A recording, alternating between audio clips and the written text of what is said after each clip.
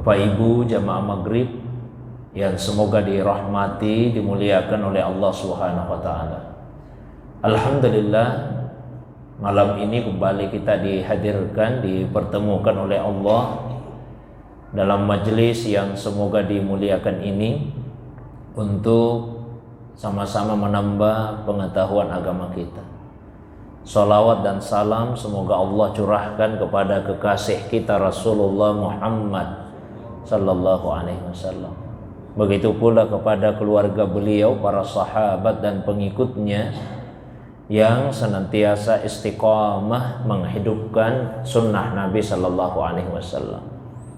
Jamaah yang dirahmati, dimuliakan oleh Allah Subhanahu wa taala. Terakhir kita sudah membaca sampai pada ayat ke-36 dari surah Al-Isra. Saya lanjutkan ayat yang ke-37.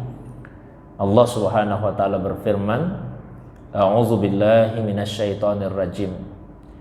Wala tamshi fil ardi maraha innaka lan takhriqal arda walan tablughal jibala tula. Kullu zalika kana sayyi'uhu inda rabbika makruha. Wala tamshi fil ardi maraha, dan janganlah engkau berjalan di muka bumi ini dengan kesombongan. Innaka lan takhriqal arda, karena sesungguhnya engkau tidak akan bisa menembus bumi. Walan tablughal jibala tula, dan tidak akan mampu tinggi menjulang seperti gunung. Kullu zalika kana sayyi'uhu inda rabbika makruha. Semua itu adalah kejahatan yang sangat dibenci di sisi Allah Subhanahu wa taala. Jadi setelah rangkaian berbagai larangan yang Allah Subhanahu wa taala kemukakan pada ayat-ayat yang sebelumnya, mulai dari larangan untuk melakukan tabzir ya, atau pemborosan, kemudian larangan untuk kikir, larangan untuk membunuh anak karena takut kemiskinan, larangan untuk mendekati perzinahan, larangan untuk menghilangkan nyawa orang lain tanpa alasan yang benar, larangan untuk mendekati atau mengambil harta anak yatim, kemudian larangan untuk mengikuti apa yang tidak diketahui. Maka paling terakhir Allah Subhanahu wa taala menyampaikan larangan kepada manusia untuk tidak berjalan di muka bumi ini dengan penuh kesombongan. Ya, karena manusia tidak akan bisa menembus bumi ya, dengan tubuhnya sendiri. Manusia bisa saja menciptakan alat yang mampu untuk masuk ke dalam bumi, tapi dengan dirinya sendiri tanpa alat manusia tidak akan bisa. Manusia juga tidak akan mampu tinggi menjulang setinggi gunung. Meskipun dengan karunia akal fikiran yang Allah berikan pada manusia, maka manusia bisa menciptakan alat seperti pesawat yang bisa terbang dan bisa lebih tinggi daripada gunung. Tapi tanpa itu semua, tubuh kita ini tidak bisa menembus bumi, tubuh kita tidak bisa tinggi menjulang setinggi langit. Maka tidak layak untuk berjalan di muka bumi ini dengan penuh kesombongan. Semua itu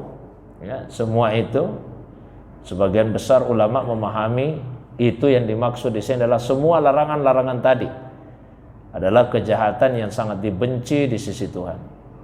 Tapi ada juga yang memahami bahwa itu yang dimaksud di sini adalah kesombongan. Jadi dari sekian banyak larangan-larangan tersebut, kesombongan adalah satu kejahatan yang sangat besar di sisi Allah Subhanahu wa taala.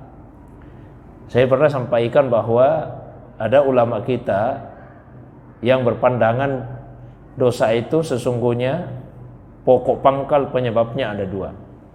Yang pertama karena syahwat, yang kedua karena kesombongan. Kalau dosa disebabkan karena syahwat, relatif lebih mudah dimaafkan oleh Allah SWT. Seperti yang dialami oleh Nabi Adam alaihissalam yang melakukan pelanggaran karena syahwatnya ingin tinggal selamanya di surga, maka relatif kesalahannya lebih mudah dimaafkan oleh Allah. Tapi kalau kesalahan itu disebabkan oleh faktor kedua, kesombongan, maka itu susah dimaafkan oleh Allah Subhanahu wa taala. Seperti yang dialami oleh iblis, yang kesalahannya itu adalah karena sifat takabbur, merasa diri lebih baik. Maka Allah tegaskan, kesombongan itu adalah kejahatan yang sangat dibenci di sisi Allah Subhanahu wa taala. Zalika mimma auha ilaika rabbuka minal hikmah. Itulah sebagian hikmah yang diwahyukan oleh Tuhanmu kepadamu ya Muhammad. Hikmah itu adalah al-ilmu an-nafi', ilmu yang bermanfaat, alladzi yakunu lahul asar fi nafsi, yang diharapkan bisa memberikan pengaruh di dalam jiwa, wa yuharrikul iradata ila ma yahwa ilahi, dan mampu menggerakkan keinginan untuk mengamalkannya. Ada juga ulama kita yang secara sederhana memahami hikmah itu adalah ilmu amaliyah dan amal ilmiah. Ilmu yang bisa diamalkan dan amal yang didasari oleh ilmu. Karena ada ilmu tidak diamalkan, nah itu bukan hikmah. Ada amal tidak didasari oleh ilmu, itu juga bukan hikmah. Hikmah itu adalah ilmu amaliyah dan amal ilmiah. Ilmu yang diamalkan dan amal yang didasari oleh ilmu. Wala taj'al ma'allahi ilahan akhar fatulqa fi jahannama maluman madhura. Maka janganlah engkau mengadakan Tuhan yang lain selain Allah Subhanahu wa taala, karena kelak kamu akan dilemparkan ke dalam neraka dalam keadaan tercela, ya, dan madhura, dijauhkan dari rahmat Allah Subhanahu wa taala. Karena dosa kemusyrikan yang dibawa sampai mati itu tidak akan diampuni oleh Allah SWT. Dosa yang dilakukan oleh manusia dan dibawa sampai matinya, kategorinya ada 3. Kategori pertama yaitu dosa yang tidak diampuni oleh Allah. Kategori kedua yaitu dosa yang terserah Allah SWT. Kalau Allah mau mengampuni ya diampuni, kalau Allah tidak mau mengampuni ya tidak akan diampuni. Dan dosa yang ketiga itu dosa yang harus diselesaikan. Dosa yang dibawa mati dan tidak akan diampuni oleh Allah itu dosa kemusyrikan. Jadi siapa yang melakukan kemusyrikan di dunia, dia tidak bertobat atas dosa itu, dia bawa dosa tersebut sampai mati, tidak akan diampuni. Maka Allah tegaskan, fatulqa fi jahannama maluman madhura. Kamu akan dicampakkan ke dalam neraka jahannam dalam keadaan tercela dan dijauhkan dari rahmatnya Allah. Sementara dosa yang terserah Allah itu dosa yang berkaitan dengan hak-haknya Allah. Dosa tidak sholat, dosa tidak puasa, ya, dan dosa itu tidak ditobatkan semasa hidup di dunia, dibawa sampai mati. Maka di hari kemudian itu sepenuhnya terserah kepada Allah. Kalau Allah dengan rahmatnya, kasih sayangnya, Allah mau mengampuni, dosa itu diampuni. Tapi kalau Allah dengan sifat keadilannya, dengan sifat keperkasaannya tidak mengampuni, maka Allah akan memberikan hukuman atas perbuatan dosa itu. Yang ketiga yaitu dosa yang harus diselesaikan, yaitu dosa yang berkaitan dengan hak-hak sesama manusia yang tidak selesai di dunia, dibawa sampai mati. Nah, yang paling dicela di dalam ayat tadi yaitu menyekutukan Allah Subhanahu wa taala. Orang-orang musyrik dulu berpendapat bahwa malaikat itu adalah anak-anak perempuannya Tuhan. Ya, jadi malaikat itu adalah anak-anak perempuannya Tuhan. Ya, itu pendapat orang-orang musyrik Makkah. Maka ayat berikutnya menyatakan, afa asfakum rabbukum bil banin, ya, wattakhadha minal malaikati inasa, innakum lataquluna qaulan azima. Apa pantas Tuhan memilihkan anak laki-laki untukmu, lalu dia sendiri akan mengambil anak perempuan dari kalangan malaikat? Ya, karena banyak suku-suku Arab yang menganggap bahwa memiliki anak perempuan itu adalah satu aib, satu cacat. Tapi justru mereka mengatakan Tuhan punya anak perempuan dan malaikat itu anak perempuannya Tuhan. Maka ayat ini adalah kecaman. Bagaimana mungkin Allah memilihkan untuk kalian anak laki-laki yang kalian bangga-banggakan, lalu untuk dirinya sendiri Allah menjadikan malaikat sebagai anak perempuannya. Itu tidak masuk di akal sama sekali. Sungguh apa yang kalian ucapkan itu adalah perkataan yang sangat besar. Besar dosanya di sisi Allah Subhanahu wa taala. Wa laqad sarrafna fi hadzal Qur'an liyadzakkaru. Wa ma yaziduhum illa nufura. Dan sungguh dalam Al-Quran ini telah kami jelaskan berulang-ulang, berkali-kali. Allah SWT memberikan penjelasan dalam Al-Quran supaya mereka bisa mengambil peringatan, lihat zakaru, agar mereka bisa mengambil peringatan. Tapi apa yang terjadi? Wa ma yaziduhum illa nufura. Tapi peringatan itu hanya membuat mereka semakin lari ya dari kebenaran. Jadi Al-Quran ini punya banyak fungsi. Dia adalah hudan, petunjuk ya, yang memberikan petunjuk kepada manusia tentang jalan-jalan kebenaran. Dia adalah nur, dia adalah cahaya yang menerangi manusia ketika berada di dalam kegelapan. Dia juga adalah syifa ya, penyembuh bagi penyakit-penyakit yang ada di dalam hati-hati manusia. Dan Al-Quran juga adalah zikr, dia adalah peringatan. Inna nahnu nazzalna dzikra wa inna lahu lahafizun. Sesungguhnya kami telah menurunkan az-zikr, yaitu Al-Quran, karena fungsinya sebagai peringatan. Wa inna lahu lahafizun, dan sesungguhnya kamilah yang akan memeliharanya. Jadi berulang-ulang Allah SWT di dalam Al-Quran menyampaikan peringatan kepada manusia. Tapi sebagian besar manusia justru lari dari peringatan Al-Quran tersebut. Qul law kana ma'ahu aliha kama yaquluna idzal labtagau ila dzil arsy sabila. Katakanlah wahai Muhammad, jika ada Tuhan-Tuhan yang lain selain Allah Subhanahu wa taala sebagaimana yang mereka katakan itu, niscaya Tuhan-Tuhan itu akan mencari jalan kepada Tuhan yang mempunyai arsy. Ya. Jadi kalau ada banyak Tuhan, ya mesti ada satu Tuhan yang paling agung. Maka seandainya yang mereka katakan itu benar, ada Tuhan-Tuhan yang lain, tetap saja Tuhan-Tuhan itu akan mencari jalan kepada Tuhan yang maha agung, yang menguasai arasnya Allah Subhanahu wa ta'ala. Maka tidak logis apa yang mereka katakan. Subhanahu wa ta'ala amma yakuluna uluwan kabira. Subhana, maha suci Allah. Ya, kata subhana itu maknanya adalah jauh Allah dari apa yang mereka persangkakan. Jadi kalau misalnya ada ucapan atau ada keyakinan atau ada pandangan yang disampaikan oleh manusia dan itu tidak benar, maka itu akan langsung diikuti dengan subhanahu, jauh Allah dari yang seperti itu. Tapi biasa diterjemahkan dengan maha suci Allah. Makna sebenarnya adalah sungguh jauh Allah dari apa yang mereka perkilahkan. Nah, itulah tasbih itu artinya menjauhkan Allah dari sifat-sifat yang tidak layak untuk disandarkan kepada Allah SWT. Jadi kalau ada yang mengucapkan subhanallah, subhanallah, sungguh jauh Allah, sungguh jauh Allah, jauh dari sifat-sifat yang tidak layak untuk disandarkan kepada Allah SWT. Wa ta'ala, dan sungguh tinggi Allah dari sifat-sifat yang rendah yang manusia sandarkan kepada Allah SWT.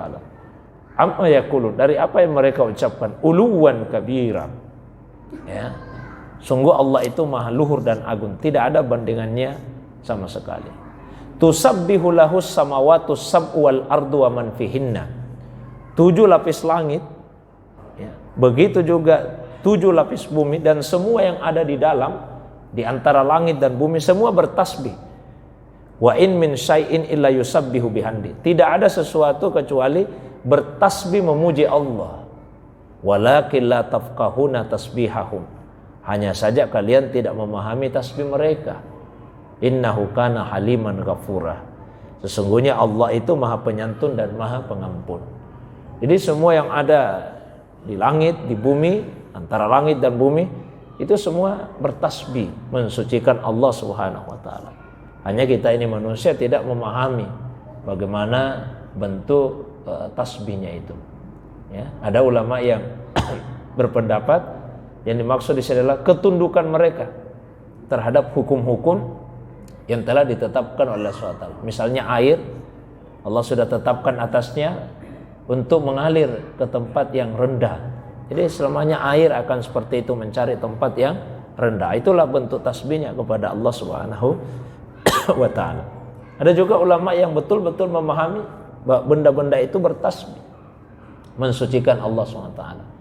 Cuma kita tidak memahami ucapan yang diucapkan oleh benda-benda tersebut. Ayat ini sekaligus menunjukkan pada kita keagungan tasbih. Maka dianjurkan untuk bertasbih dalam beberapa keadaan. Di antaranya di dalam salat. Kalau kita salat ada tasbihnya. Ketika ruku, subhana rabbiyal azim. Ketika sujud, subhana rabbiyal a'la. Kita diperintahkan bertasbih selesai salat. Ya, selesai salat baca subhanallah, subhanallah, subhanallah. Bisa 11 kali atau 10 kali, bisa 25 kali, bisa juga sampai 33 kali. Kita juga diperintahkan bertasbih ya, di tengah malam. Wa minal laili fasabbihu wa adbaras sujud. Dan pada pertengahan malam hendaklah kalian bertasbih. Wa adbaras sujud. Begitu pula selesai sujud. Selesai sujud itu maksudnya selesai sholat. Ya. Kemudian kita juga diperintahkan bertasbih ketika menyadari betapa terbatasnya ilmu pengetahuan kita. Ada persoalan ditanyakan tak bisa jawab, bertasbihlah dengan membaca tasbihnya malaikat. Subhanaka la ilma lana illa ma 'allamtana innaka antal alimul hakim. Maha suci Engkau ya Allah, tidak ada ilmu yang kami miliki kecuali hanya sebatas apa yang telah Engkau ajarkan kepada kami. Ya. Kita juga diperintahkan bertasbih pada saat kita berada dalam kesulitan. Ya, tasbih yang dibaca tasbihnya Nabi Yunus alaihissalam. La ilaha illa anta subhanaka inni kuntu minaz zalimin. Kita juga diperintahkan bertasbih ketika mendengar suara petir. Subhanalladzi yusabbihu ar-ra'du bihamdihi wal malaikatu min khifatihi. Maha suci Allah yang petir saja bertasbih mensucikannya. Begitu juga malaikat karena takutnya kepada Allah Subhanahu wa taala. Ya, kita juga diperintahkan bertasbih ketika melihat keagungan ciptaan Allah Subhanahu wa taala. Rabbana ma khalaqta hadza batila subhanaka faqina adzabannar. Ya. Tuhan kami, sungguh Engkau tidak menciptakan ini dengan sia-sia. Subhanaka, maha suci Engkau ya Allah. Faqina adzabannar. Maka peliharalah kami dari siksa neraka. Itu diantara waktu-waktu atau kondisi keadaan di mana kita diperintah oleh Allah SWT untuk bertasbih, mensucikan dan memujinya. Jamaah yang dirahmati, dimuliakan oleh SWT. Wa idza qara'tal Qur'an, dan apabila engkau telah membaca Al-Qur'an, ja'alna bainaka wa bainal ladzina la yu'minuna bil akhirah hijaban mastura. Kami jadikan antara dirimu yang membaca Al-Qur'an dan orang yang tidak beriman kepada hari akhirat ada hijab. Ya, ada pembatas. Ya, mastura ya, yang tidak terlihat. Jadi sebetulnya antara orang beriman dan orang kafir itu ada pembatas yang membuat mereka tidak tercampur. Ya, itu apabila kita rutin, ya rajin untuk membaca ayat-ayat Al-Quran. Wa ja'alna ala qulubihim akinnatan ayyafqahuhu wa fi adhanihim waqrah. Kenapa demikian? Karena kami telah menjadikan pada hati-hati orang yang kafir itu ada penutup, akinnah, ya, sehingga mereka tidak bisa memahami Al-Quran. Wa fi adhanihim waqrah, di telinganya pun ada penyumbat.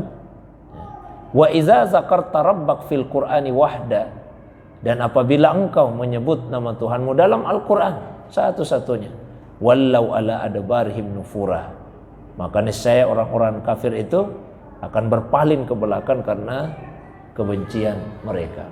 Jadi rangkaian ayat-ayat tadi selain menganjurkan kepada kita, satu, untuk memiliki sifat tawadu, rendah hati. Yang kedua, untuk memperbanyak membaca tasbih, mensucikan Allah SWT. Dan yang ketiga, untuk rajin membaca Al-Quran dengan sifat kerendah hatian, kemudian bertasbih mensucikan Allah, rajin membaca Al-Quran, maka insyaAllah kehidupan kita akan senantiasa dirahmati oleh Allah Subhanahu wa taala. Saya kira itu pengantar kajian kita malam ini. Seperti biasa saya berikan waktu yang lapang Kalau ada yang ingin ditambahkan, ditanyakan, didiskusikan, baik yang berkaitan dengan rangkaian ayat-ayat tadi atau masalah agama yang lain di luar dari apa yang saya sampaikan, saya persilakan pada jamaah sekalian. Demikian, assalamualaikum warahmatullahi wabarakatuh.